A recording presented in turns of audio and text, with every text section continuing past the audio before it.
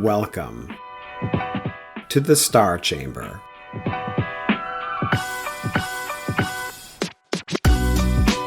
I'm Ryan Swayze, a retired Air Force Lieutenant Colonel and the founder and president of the Walk the Talk Foundation, a nonprofit that advocates for and advises currently serving and former military service members going through the arduous journey of administrative processes and investigations in our government.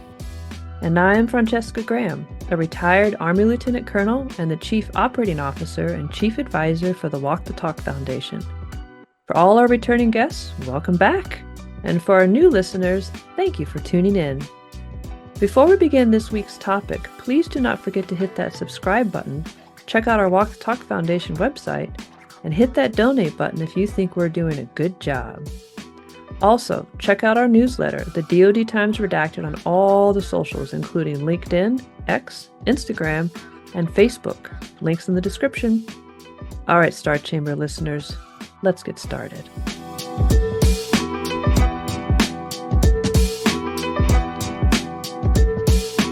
Welcome back, Star Chamber listeners, to another awesome episode, and we are very lucky today to have, sort of unfortunately, a Naval Academy grad beat Navy, but Who won last year? Hush your face. We're very fortunate. Oh, hush. We're very fortunate to have a 1988 United States Naval Academy graduate, Captain Retired John York. And we met Captain York through LinkedIn. He reached out, and he actually just recently published on our DoD Times Redacted a phenomenal article that covers some of the background to what we're going to talk about today. The background being his experience as the senior medical officer on the USS Theodore Roosevelt, CVN 71, while the COVID outbreak was going on. And then what we're going to focus on today on this show is the Navy's response to his response to trying to protect his sailors when this novel virus was underway and no one really knew what the heck they were doing. But before we start, a quick bio. So Captain Retired York, John, he followed in his grandfather's footsteps, and he graduated from the Naval Academy in 1998. Cool. And I think you had said, John, that two of your brothers went to Air Force Academy, and one of your brothers went to the Best Academy and First Academy West Point as well. The Votech school up on the Hudson, yes. You, after graduating, you commissioned as a electronic warfare officer, where you did reconnaissance operations in support of Desert Shield, Desert Storm, and the conflict in the Balkans. And then after completing that period, you then decided, you know what, I want to go into something bigger and better. And you went to medical school. You went to Uniformed Services University of Health Sciences in Bethesda, Maryland. You graduated in 1999 as a member of the Alpha Omega Alpha Honor Society. It's pretty awesome. It's kind of cool. I know, it's kind of awesome. And then you were an interventional radiologist, and your first duty station was in Navy Medical Centers Portsmouth.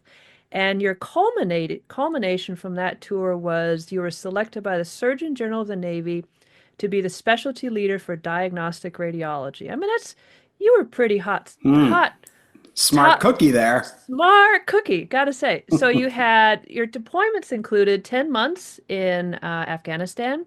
And during that deployment, you were one of the first combat deployed interventional radiologists who brought that unique skill set to theater.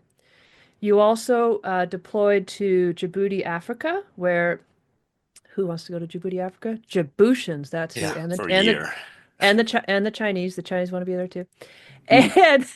And then your next assignment after Djibouti, Africa, your next major assignment was as the senior medical officer for the Theodore Roosevelt, USS Theodore Roosevelt. You are married to the former Ruth Almeida. Is that right? Almeida. Mm-hmm. You have 2 children, and you are currently now fully retired, and you are at the University of California, San Diego Health, and spending your free time hiking, surfing, enjoying time with family, and shining a light on some of the corrupt practices inside the United States Navy and the Department of Defense on the Star Chamber, which is pretty awesome. Love it. Excellent. Wow. So last thing before we get going, So, just as a, broad disclaimer, opinions and views expressed by guests on this podcast are solely their own and do not represent the official policies, positions, or endorsements of the U.S. Navy, the Department of Defense, or any other government entity. This discussion is intended for informational purposes only and should not be construed as reflecting the official stance of any military or governmental organization. So, Ryan, what do we say? Suck it, Poindexters. Darn Skippy. Darn Darn Skippy. Skippy for Jessica's mom. There you Oh, go. exactly. Just for Jessica's mom. Love you, Mom. So, John, give us a little bit about information about yourself. How did you end up on the Theodore Roosevelt? I mean, we have a little bit of your basic Sure, background, sure. but tell us a little bit more. Well, thank you, and thanks for the intro, and it's good to be here. Actually, I do have to make one point of clarification. I'm fully retired from the military. I'm still working Mm. full time Good man. at UCSD, teaching Hmm. residents, fellows, and having a great time doing it. Um, all right, how did I get to the Theodore Roosevelt? So we'd spent most of our life on the East Coast, and we wanted to get to Southern California to retire. Part of that's because my best friend from med school and the academy is out here and retired from the Navy, working out here. And so I couldn't get to the Navy hospital as a subspecialist, as an interventional radiologist. So I took operational orders to the Theodore Roosevelt. I enjoy operational medicine. I enjoy being with sailors, working on in those type of environments. And despite the fact that I'd been in the Navy for almost 3 decades at that point, I'd never been on assigned to an aircraft carrier. Hmm. So I thought this is a good way to finish off my career is take operational orders to a ship, and then after my 2 years on the ship, then I'll just go to the hospital for my last year and a half on active duty, and then retire out here in San Diego. And all of that worked. Just there was the added excitement of a pandemic thrown in there to make it entertaining for everyone. So that's sort of long and short of how I got out here. So you're on the USS Theodore Roosevelt. I freely admit, as an Army person, I typically enjoyed the transportation services of the Air Force. So for for those in our audience who don't understand, first of all, what the USS Theodore Roosevelt is, aircraft carrier, and then briefly explain if you could, what is the normal standard? This is kind of putting us in context of how what you had available to you as this pandemic all of a sudden kicked off unexpectedly. So what's the normal standard of medical care and supplies on a ship like the Roosevelt? Okay, sure. So the Roosevelt as a carrier, all right, staff or full complement of around 4,800 people when the air wing is on board, which we are for deployments. From a medical standpoint, we are designed to provide primary care and trauma care for the crew and the strike group. The staff of the medical department fluctuates about 45 to 55 people, depending on, again, who's on board at any given time. In that group, you'll have from the physician side, and we'll work our way down. We have one general surgeon, we have a nurse anesthetist, a family practice doctor, a physician assistant, a physical therapist, a couple flight surgeons that come with the wing, and a psychologist. And then we have a nurse. There's one nurse on the ship, ICU trained. Wow. Okay. And that plays a key part of anytime you're doing inpatient medicine, you need nurses and all of Hmm. the other ancillary support staff. We also had because it's a nuclear powered aircraft carrier, you have a radiation health officer, we had a medical administrative officer, and then the senior medical officer, myself. So the SMO or senior medical officer can be really any specialty. Hmm. They just need to be flight surgeon trained, which I was in a previous life earlier in my career. Then, and in my case, I'm an interventional radiologist. I don't do this kind of work. The kind of work I do in hospitals, we don't do on carriers. But since I was on the boat, it was beneficial for reading X-rays and ultrasound because I'm trained in that stuff. Hmm.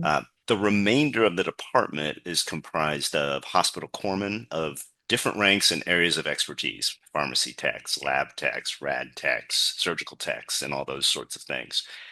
We have limited laboratory capabilities, limited X-ray and ultrasound. We had, for the pandemic in particular, no testing capabilities for COVID. but neither did most of the world at that Mm-hmm. point, to be Yep. fair. Until after we left Vietnam, a specialized team was flown on board with testing capabilities.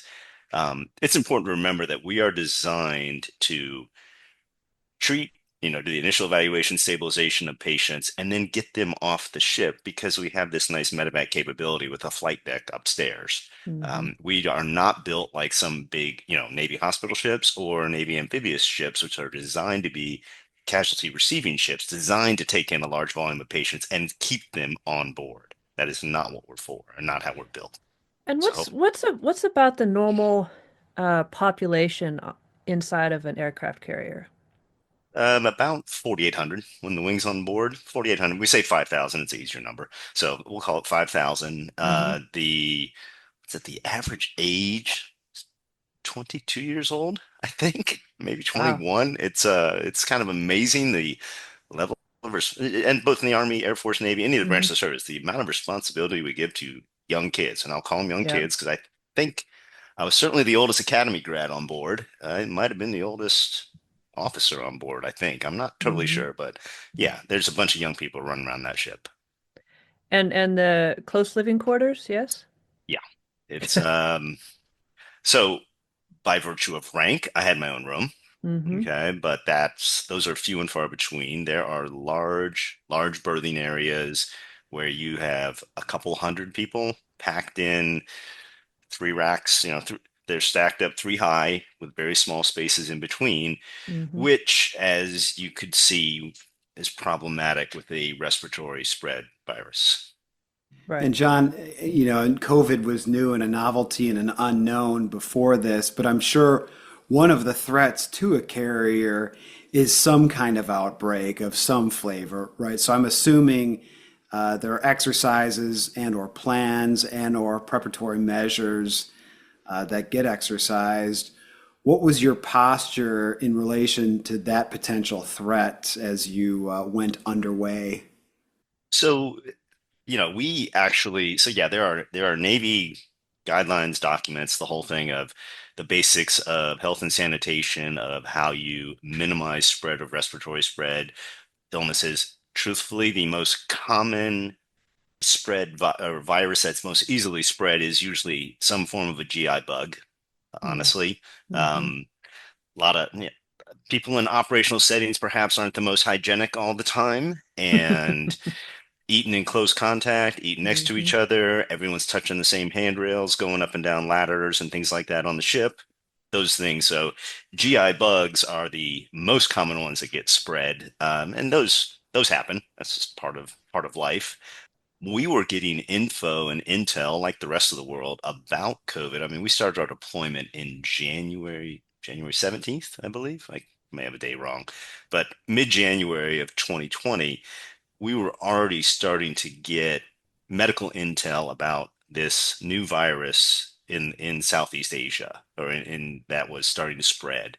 And so we were already preparing things from the get-go of, okay, if we have to quarantine people, where can we put them on this ship? What if we Mm-hmm. have to isolate people? The difference being, you may remember from those times, but isolation is you have the infection. You are infected, you get isolated. You are exposed, you get quarantined, Mm-hmm. or restriction of movement, or all the different terms back from those days. So we were already picking out places, working with the ship's crew of, all right, could we take this place and could we make this a safe space for quarantine? And if we have X number of patients that we need to isolate, could we put them here, here, and here, including kicking out, taking some of the VIP berthing in spaces on the ship because they're smaller, contained spaces. Mm-hmm. We actually did consider using the brig as a quarantine space, but we thought, the optics of this aren't going to play so well if we take the junior sailors or whoever is infected and put them in prison. That's really not going to play that well with family back home. So it sounds like, I'm likening this to my Air Force experience as an inspector of a base. We used to do exercises pre-COVID, which involved some kind of outbreak, some kind of highly transmittive, I think I made that word up. I'm not a doctor, I just play one on the podcast, highly transmittive disease. So it sounds like, although that might have existed in the Navy, a lot of what you were dealing with at the outbreak and the outset of COVID was kind of pioneering in a lot of ways. Was it just to the scope and scale of an unprecedented nature or something that just it was unfathomable up to that point? I think that's fair to say. I think it's unfathomable to the world, right? I mean, the last big pandemic was 1918, so Yeah. Yeah. it's a long time ago. I think also if you're gonna, medicine is no different than anything else, right? We risk profile, we stratify, we do these Hmm. calculations of what's the most likely.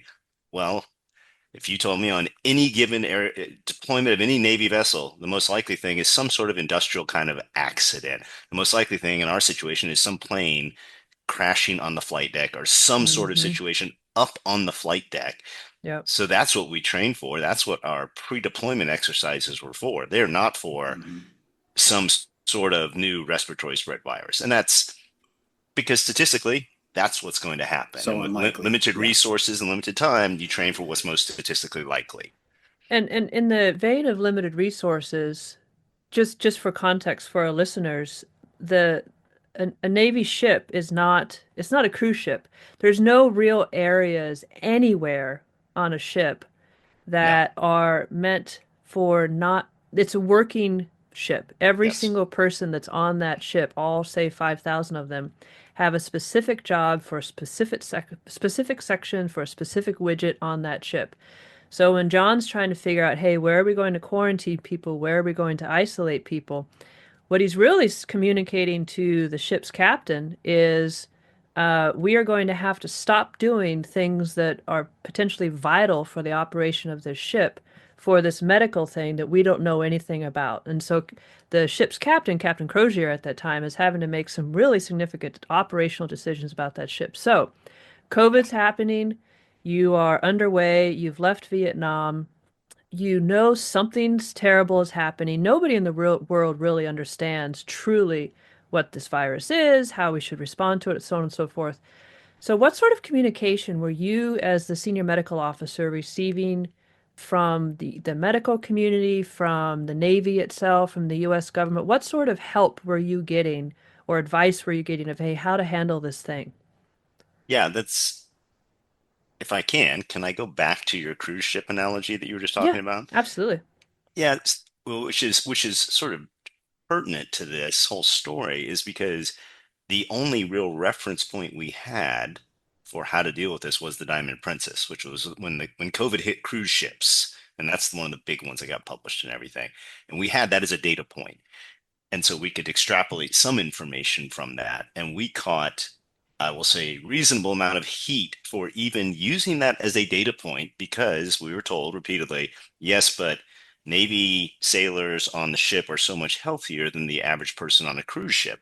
To which my point is, yes, but people on a cruise ship don't live in 300-person berthings right next Correct. to each other, and they Yep. have a lot of individual rooms that you can quarantine and isolate in. Right. Yep. And of course, I wanted to go, have you looked at the higher ranking officers who enlisted on ships? We're kind of older, and some people aren't so healthy, to be fair. Yeah. But What is an admiral? Doesn't an admiral 4-star get what, 6 side boys? Look up side boys if you oh, guys don't know what yes. that means. That is a great historical reference because It they're so is. large they have to be that to be able to lift them off the ship. They have to Yes. be no, they have to be carried up and down the Yes. gangplank. It was so when I learned that, I was learning about side boys, the most amazing thing ever. Okay, Yeah, so true. So back to your question though. Sorry, back to your question. What sort of communications were we getting? Um, this was an interesting. We had good communications, right? So we were getting sort of medical intelligence briefings and all of that information. But the interesting thing was, and I'm guessing you probably experienced it in your lives as well, in your careers, with the advent of how easy email is to hit forward. Everyone in every echelon was putting out guidelines. Here's the Northcom guidelines, here's the PAC Fleet guidelines, here's the Navy guidelines, here's the NAV admin, here's the DoD guidelines, and so on. The headquarters above us, Seventh Fleet, PAC Fleet, and so on, they would then, all those guidelines would go to them. And as opposed to a higher headquarters distilling the guidelines into these are the important facts that you need to know, they would just hit forward. You vomit. And so it was an overwhelming amount of information. At one point, Mhm. we assigned the ship's lawyer to, hey, your job is to take all of these instructions and at least figure out what we're supposed to follow. Um, Mhm. because there's so many of them, and we were just being left to our own devices to figure out what is the most important distillation of all of these guidelines that are coming out. So we had plenty of communication. And from the medical side, it was pretty quick and pretty easy to figure out really all we know about this virus is quarantine and isolation seems to be the only thing that works with stopping a respiratory spread virus. Masks, this was in the early days, right? It's masks work, masks don't work. We don't know. Mhm. Um, but everyone ultimately came around to yes, masks seem to be an issue. We should probably wear some. We actually ordered masks. I want to say it was in February of 2020 because and the Navy came out with it. Of every ship, every unit needs to order this many masks, this many sets of gloves, this many whatever for every person. So we placed the order, and the supply officer on the ship's a good friend of mine, and I went in and said, "Hey, we need to order these things." He's like, "Okay, whatever." So he orders them. They won't be delivered until October of 2020. Right, because you're underway, and Well, us, you're and it's a underway. pandemic. We're Right. kind of Well, short. that, and you're also underway. And oh, by the way, you are still responsible for the operational mission of Yeah, why you are in yeah. South China Sea? South That's right, China right? Sea. Yeah, Yes. yeah, yep, Why are you in South China Sea to do operations? And you're still doing that. So yeah. you have all this information flooding in. You have, say, probably a ratio guess of, say, at least 3,000 junior sailors berthed, three people high on bunk beds. Very small spaces. Some people I've even heard have to do hot cotting sometimes, so you switch up cots depending on what your shift is. Not on carriers usually. We're usually Oh, big really? enough, but Oh, yeah, okay, that's good. that's smaller Um, smaller ones usually. yeah, exactly. So, but all this stuff's going on, right? So you respond, and just briefly for the audience, you are obviously doing everything that you can think of doing on the ship with the supplies you have, limited supplies you have, but you also send an email to some other medical people and saying, "Hey, this is FUBAR and we need your help, and we've been asking for help and we haven't been getting the help that we need, and so and if this comes out in the media, then this is a problem." Is that kind of a good summation That's ish? that's a good summation. Yeah, Yeah. yeah. How did what now we get into the meat of the show. Mm-hmm. I Captain like it. John, yeah, Captain John York, we're having a hard time. If the media finds out about this, it's going to be a problem. What happened? How did the Navy respond to that communication? So at that point, I'm trying to if I get the dates correct, which I should. So yeah, so the crisis starts on the ship, right? We have cases 15 days out of Vietnam, which meant they probably weren't infected in Vietnam if they are popping positive 15 days out. And that's sort of Hmm. an important thing to think about, right? Because we had all been ashore in Vietnam, but we didn't have positive cases until about 15 days out, which then meant, and we quickly, we could figure this out that this meant we were likely looking at second or third generation of COVID cases on the ship by the time Hmm. we got positive tests, which means there's a whole bunch of people we didn't know about on the ship who were positive. So that combined with the how the virus was going to spread, what we knew of the let's go the R naught, the if I'm infected, I anticipate I will infect 2 to 5 people in a course of X number of days, and all these sorts of things. We were looking at this saying this is going to be a significant problem. Mm-hmm. I sent an email to the CEO the day after our positive cases saying, if you want to stop this outbreak, we're going to need about 5,000 individual rooms. Otherwise, it is not going to stop. We will not have the capability to do this. And nor do we have, big surprise, 5,000 individual rooms on the ship. Hmm. Um, so we were living in what we knew was this is an exploding outbreak, and there is no way we are going to break this unless we get individual rooms and get Hmm. people off this ship into appropriate quarantine, which is what the Navy and the rest of the DoD was saying. This is what you have to do. Got it. Hmm. So it seemed relatively straightforward to us. And yes, we want the same thing that everyone else is doing in the DoD right now. with COVID, because we're already into this is end of March, beginning of April. It's a pandemic. Everyone, the instructions are out there of what to do. And we're simply just saying, we want to follow these same guidelines. And what we were getting back from the Navy was, that's a hard solution. It's like, yes, we understand that. That is a hard solution. Uh, Agreed. yes, noted. And we were getting back, well, try this. Oh, we were getting back, well, here, we're going to give you 2,000 cots on Guam, on the base, because we had pulled into Guam by this point. We're going to give Hmm. you 2,000 cots, rough number. And you're going to put people there. And now we can tell the public, see, we've quarantined the sailors from that ship so they can get better. Neglecting what was being missed in the, everything is how you preach it and sell it, right? So good. What was So being good. So missed good. is that they were putting the cots in gyms 6 feet apart, but everyone still shared the same bathroom, and we were getting positive cases coming out of the gyms. They were putting people into abandoned warehouses that they had to reopen that had asbestos stuff falling from the roof Oh, and good. rodents everywhere. Oh my God. Um, and so then Oh my the God. the Did the Navy got, asbestos kill the COVID at least? yeah, I'm unfortunately kidding. it I'm didn't. kidding. Weirdest thing, man. We tried. No. And the Navy didn't like the fact that we just said, that is not quarantine. That is Hmm. simply what we started calling disembarked birthing. And they did Right. not like that, right? So with all of that, right, as background, or actually include the other, we went through a big process of trying to figure out, can we fly everyone from Guam to Okinawa, where there Hmm. are supposedly 5,000 individual rooms. Then the CEO, Brett Crozier, called a friend of his who was in Okinawa at this base, and he was like, "No, we have nothing like that. We have like 500." Well, that's a factor of 10 difference, so that's kind of important. Um, and You got a so, big gym? yeah, exactly. So with all of that as background, we finally, I mean, we sort of hit a tipping point on the ship. We're like, what else do we have to do to get action? And that Hmm. is, Brett sent his email up the chain of command, and that set off some bells and whistles, Hmm.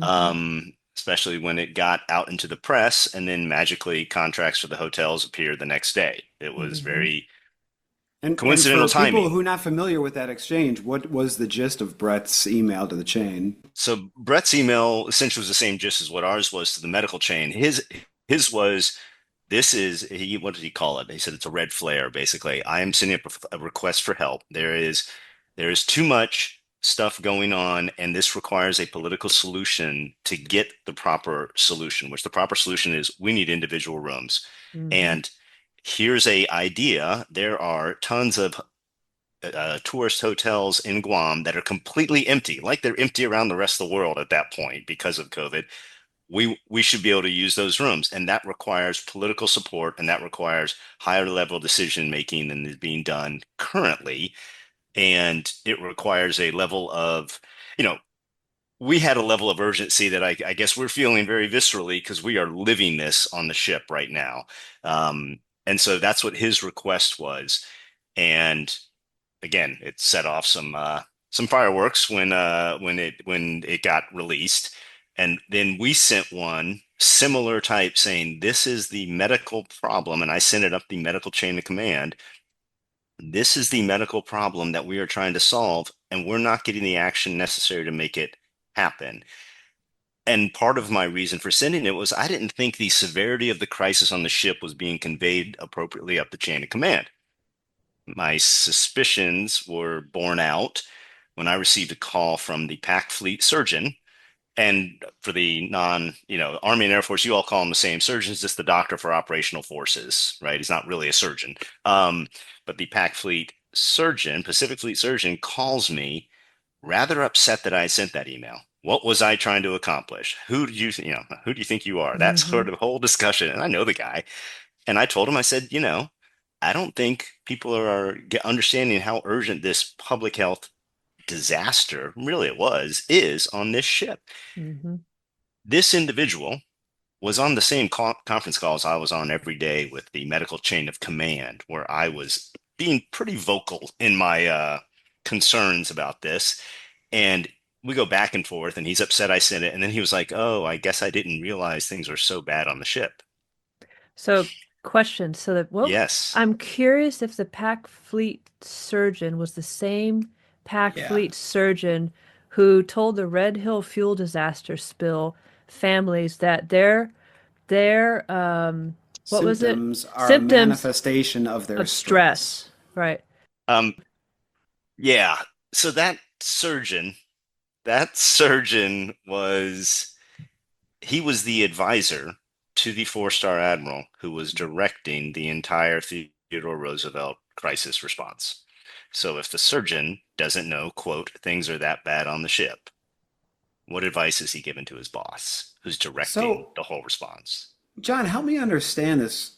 Why would the chain of command, either the operational chain of command or the medical chain of command, be so, I don't want to even say averse, it was almost confrontational when they were being, when these issues were being addressed, when they were being broached? What was driving the seemingly the animosity almost from the chain, from the higher ups vis-a-vis the leadership, both operational and medical on the ship? That's a that's a good question, Ryan, and I'm not sure I have the answer. I think it is more, I don't know if it's animosity. I think it was this is an incredibly complex situation. We don't know the solution. So we're going to try to wrap our hands around it as best we can by testing every last human being that is on that ship. Though, as we had to explain over and over, testing doesn't stop transmission. Testing Hmm. doesn't change the progression of the virus. Testing just gives good numbers for PowerPoints that at that time were literally making its way to the level of the White House. Hmm. And so I think it's because the solution was hard, right? We were very consistent. It's like, I just want us to follow the same guidelines the rest of the Navy is following. That's all I want. I'm not asking for something different. I'm not asking for we only can be put up in the super four-star hotels and nothing like that. We just want to follow the same guidelines. And I get it, it's hard. I understand that. But try explaining that to the family members in the day of social media, right? Where they are texting their mom and dad, sending videos of the warehouse they're stuck in and Hmm. sending pictures and so on, and saying this is March, April 2020. Kids and families were terrified, right? Hmm. No one knew. Hindsight says, oh, it wasn't as bad. I got it. I understand that. We didn't know then. And truthfully, we still don't know the long-term medical effects of people that were infected with COVID in March, April 2020. We just don't know. It's still too early in the game. So I don't have a great answer for you, Ryan, except I think the solution was really hard, and we're on the other side of the world. We weren't parked in port in San Diego. So that's what I think they were battling, and I get it. I know it's hard. So skipping ahead a little bit. So Yeah, you send that note to your yeah. medical chain of command. Brett sends his note to Hmm. the to his chain of command, and obviously that's not the first communication that's happened on this issue asking for help. And the response is Brett gets relieved and walks down a gangplank on CNN and Fox News and everything else. I don't remember seeing you walking down a gangplank, but I think you were also removed as the senior medical I officer. wasn't removed. Very interesting. No, that's an interesting twist to that. But go on with your question, and I'll continue. But because you had sent that note, because you were asking for help, and because you were saying, hey, we just want the same standard the rest of the Navy has, Caring for sailors and whatnot. and whatnot, and something in your And the conversations mission that dot job.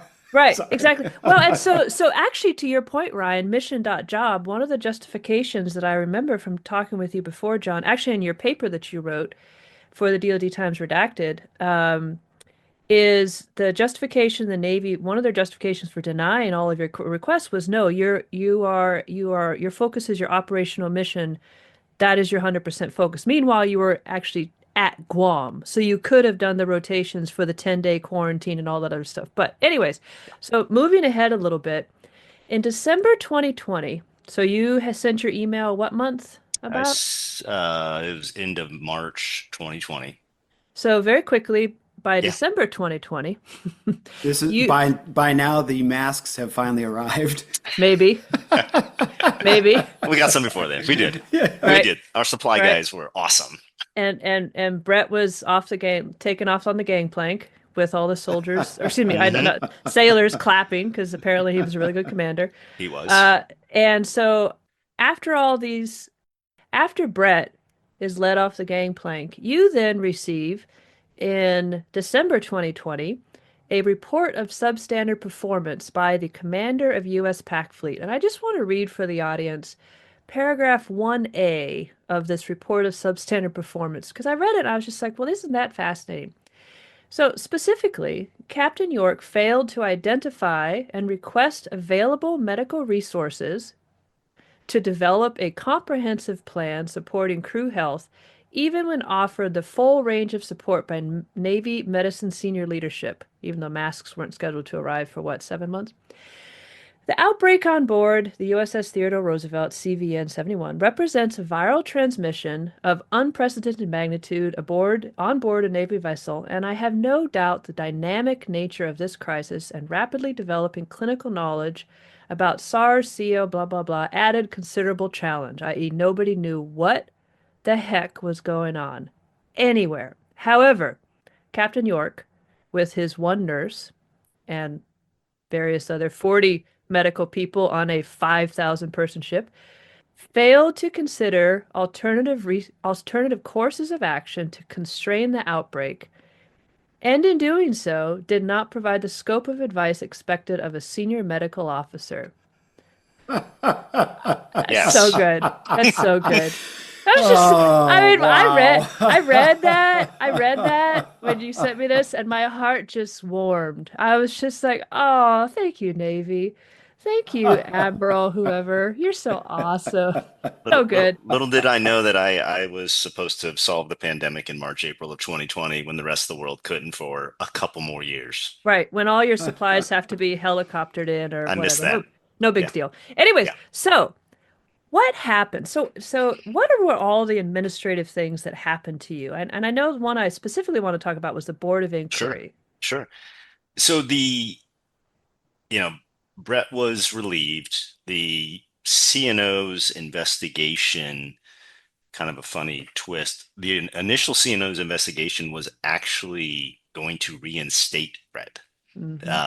But then, as often happens, someone higher than that got wind of it and they did a reinvestigation, which once that happened, we said, okay, now we know where this is going to go. And so that Hmm. investigation came out in June of 2020, and it recommended that I be detached for cause. That may be a Navy specific term, means fired. I don't know Hmm. if that's same terms in the Army and Air Force.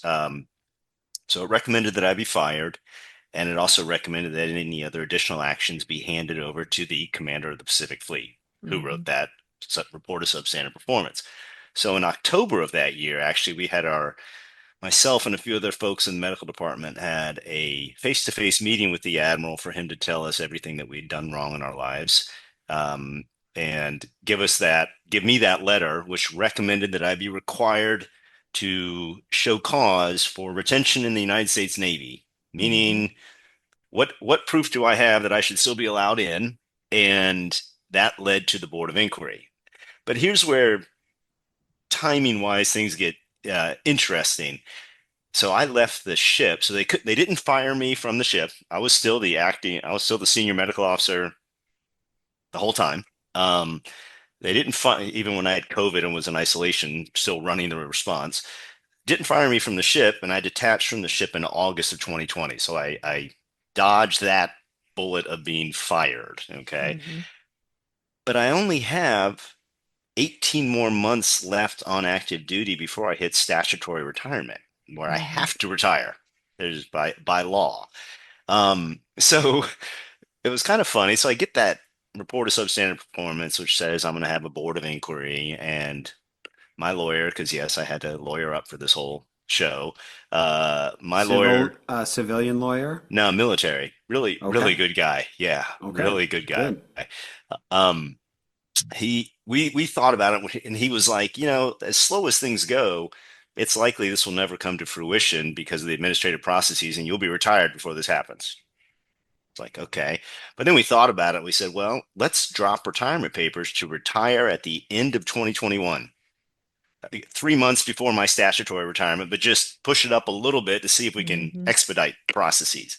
And they denied your retirement and told you to go to BOI and tried to have you retire in '05? No, they didn't deny. So Ah. that's Mm. again, they were so they so we submitted my retirement request.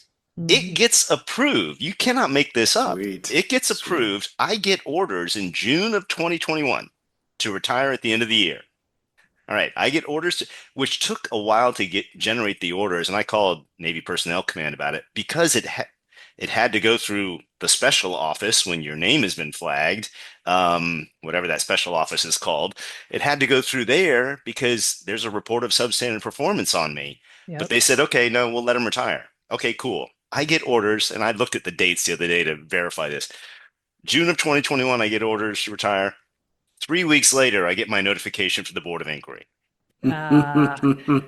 At which point, my lawyer and I were like, "You've got to be kidding me!" So we submitted, and they were asking, do you want to waive the board for voluntary retirement? Right? There's a whole variety of different verbiage and things they have, and we were both like, "No, you want to do a board? We're going to do a board. Let's do it." They also they asked me, would I waive having the medical corps officer show up in person? I said, no, I want him there or her there in person. Um, so then they had the board, no kidding, 2 days before I went on terminal leave to retire. Ah. Um, and the board was, and now that I don't think I've mentioned this to you, but I've been on both sides of a board because I've been on the other side as well. So I have Hmm. the full Navy experience of doing this.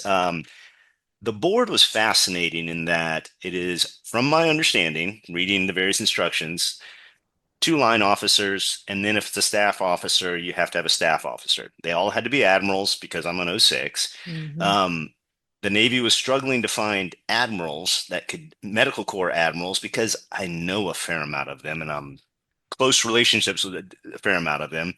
So they got the retired or the activated reservist admiral. Who was the command surgeon for Admiral Aquilino, the admiral who started the whole process with the report Hmm. of substandard performance. That was So, one of them. They brought an admiral back from retirement, a medical corps admiral, to have him on the board. And then the third admiral was a surface warfare officer. so they really went out of their way to try to screw you over. They, I was told by someone high ranking in the military who will remain unnamed that this was a political witch hunt and I was being made the scapegoat, Yep. period. That just, and this is a friend of mine. I'm like, yeah, I got it. I see this coming a mile away. Hmm. But what was the aim? So they're out they're gonna skewer you and Captain Yeah, Crozier, yeah. but what was the example they were making out of you? What in their eyes did you and Brett not do or do incorrectly or what have you? We had the temerity to question the decisions that were being handed to us by higher authority when it went against what was appropriate and best for the sailors under our command. There it That is, is. and it went on the very simple, okay, we didn't like how they asked for help, and we were pretty forceful, I will say, in the ways that we were asking and demanding for help for our sailors. Hmm. They didn't like it. So if you don't like it, well, then you go on the typical playbook, right? Attack, criticize, punish. And then hopefully, other people out there in the military, they'll learn, well, don't do that again, because boy, you saw how it went for those guys. The Hmm. strike group admiral was supposed to be a 2 star. They took his second star away. I mean, it is a somewhat, and you all know this better than I do, but it's a pretty common playbook, right? It's like, well, we don't like what you did. Watch this. We'll go after them, and then other people will hopefully not do those things again, and we can continue on our business. Yeah, and I think you sent us a summary of how the Board of Inquiry went, which for our listeners who don't understand what a Board of Inquiry is, like many of the things we talk about on this show, it's a purely administrative Star process Chamber. on the Star Chamber. It's a purely administrative process in which, even though John had a lawyer, the lawyer truly has no real rights. John has no real rights. He has no right to demand the evidence, to see the evidence he has. It's not an adversarial system, as we say in Star Chamber. right, exactly.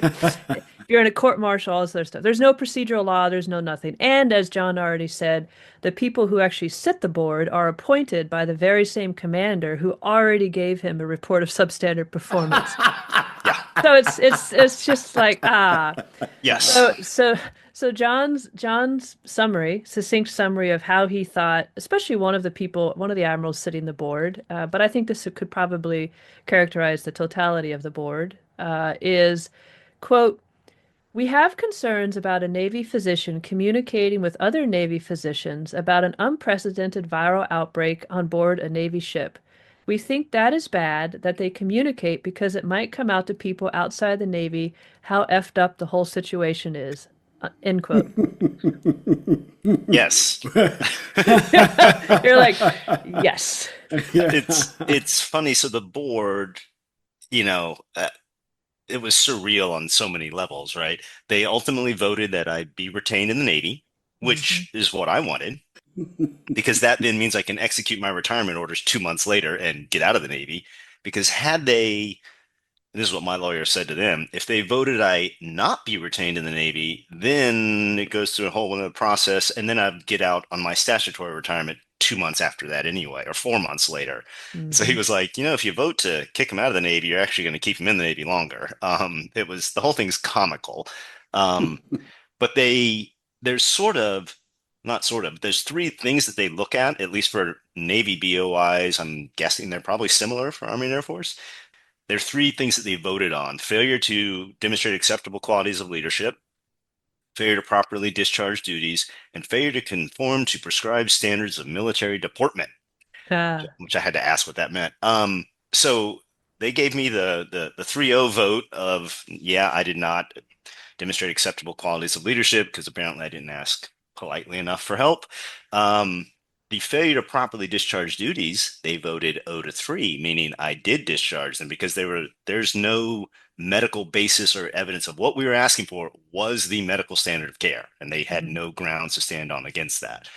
And then it's a 2-1 vote for the failure to conform to prescribed standards of military deportment, which my lawyer said, he's like the only time he's seen that used for is like for like PT test failures, and that is not something that I do. So he's like, I don't even know what to make of that vote. But they vote that I be retained. They even put comments in their final handwritten summary that I should be retired honorably as an '06.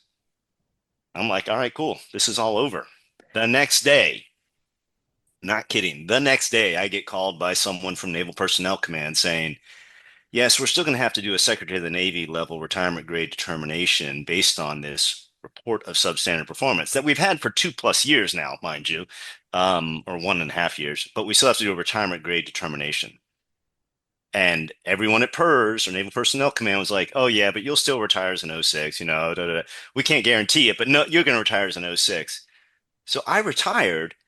2 months after that, I get an official notification of the Navy of, hey, congrats, you can retire as an '06. But you didn't know that. I didn't know it until 2 months after I'd already retired. I'm like, well, okay, thanks. Yeah, it's crazy. The whole system is crazy, and it is so non-transparent. It's not even funny. And Um, for our listeners who, especially say congressional staffers or press or anybody who's listening to this and doesn't understand the implications of a grade determination board. So if the Secretary of the Navy had decided that John was going to retire at a grade determination board, not as an '06, basically what the Secretary of the Navy would be saying is that the last rank that John served honorably is the rank prior to any of these things happening, which would mhm. have been commander, so Yep. '05 in the Navy. Given that military members are afforded the benefit of receiving retirement pay immediately upon a pension immediately upon retiring, you're looking at not, say, a loss of pension, a loss of earned income from, say, 65 to death.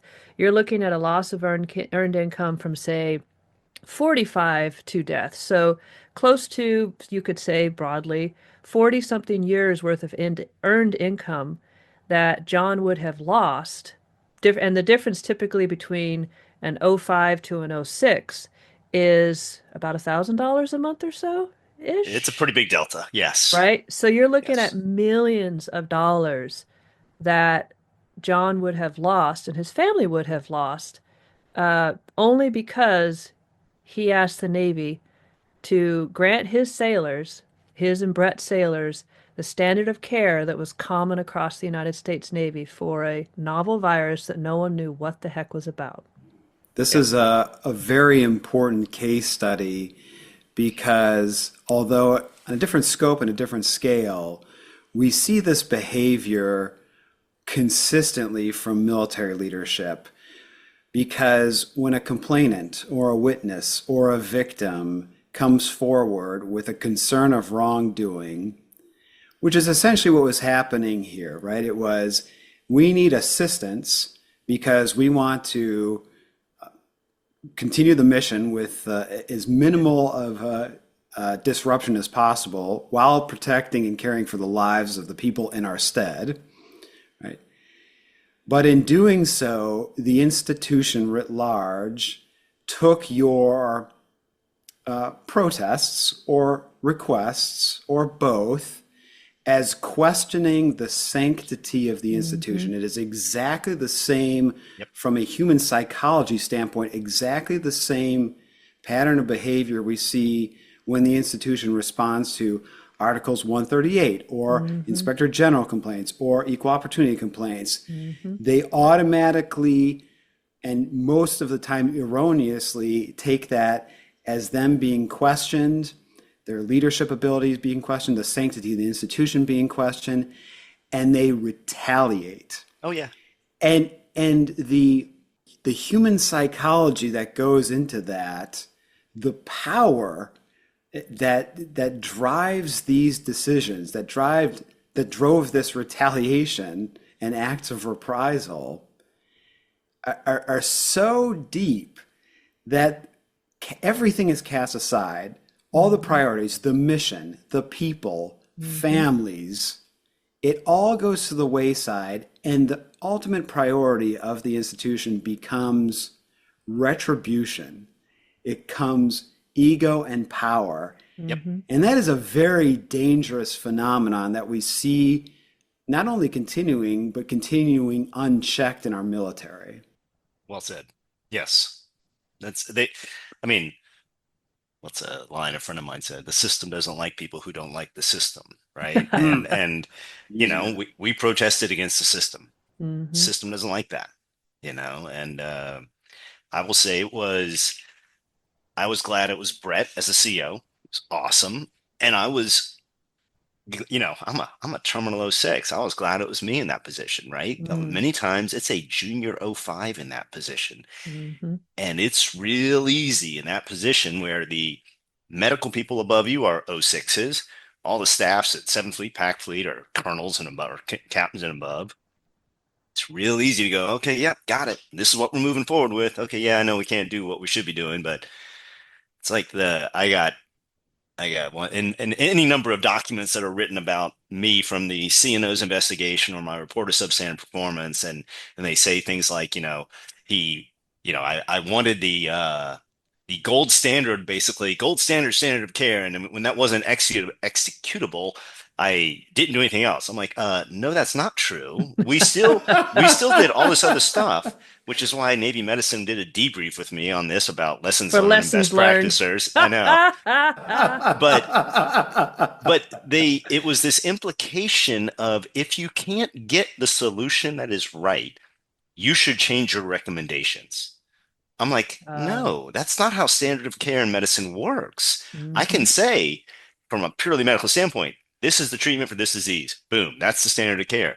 Okay, I don't have those things. Well, we're going to do A, B, and C while we're waiting to get the standard of care is still the same. It does not change the recommendation, and that's what we battle against some during this whole process. Mm-hmm. Well, John, we really appreciate you coming on the show. Awesome Re- conversation. Really That was Yeah, appreciate. glad incredible. Yeah, to. that was really good. Can And oh, go ahead. can I tell you a final surreal moment from my board of inquiry Oh experience? yeah. Oh, please. I love Okay, these. the board's over. Uh-huh. Well, actually, two parts. One of the admirals during questioning, the retired medical corps admiral, during his questioning, says to me at my board for my substandard performance, Mm-hmm. on behalf of the Navy and thousands of family members and thousands of sailors, thank you for what you did. And I'm like, this is my board of inquiry. Okay. So then the board's over. And they all come up and shake my hand and thank me for my service. And ask you for your lessons learned. Yeah, I was like, and I said, and one of the admirals was like, I'm sorry you had to go through this at the end of your career. And I looked at him, I was like, I'd do it all over again.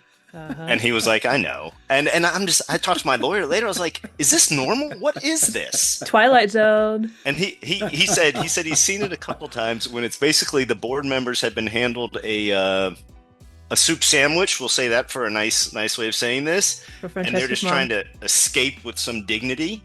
I was like, how effed up is this? I'm sorry. This is jacked up beyond belief that this is how this is handled, Yep. Anyway. Sorry. No. just ranting at the end. No, that was a good rant. It's the Twilight Zone that exists inside the Star Chamber. It's so surreal. It exists inside. It's amazing. Well, again, thank you, John. Yes. We really appreciate it, and enjoy San Diego. And have a wonderful rest of your day. Thank you all for having me on. I appreciate it, and I hope there's good lessons learned here, and I hope people can take some of them. So I appreciate what you all do. Thanks. Thanks, John. Thanks, John. Bye. Bye-bye. Well, that's it for this week's topic. We really appreciate you tuning in. Don't forget to hit that subscribe button if you haven't already, and check out our foundation website at walkthetalkfoundation.org. And feel free to reach out and give us feedback. You can get a hold of us via Facebook, X, Instagram, LinkedIn, and our foundation's website. Details in the description section. Thanks for tuning in, and see you next episode.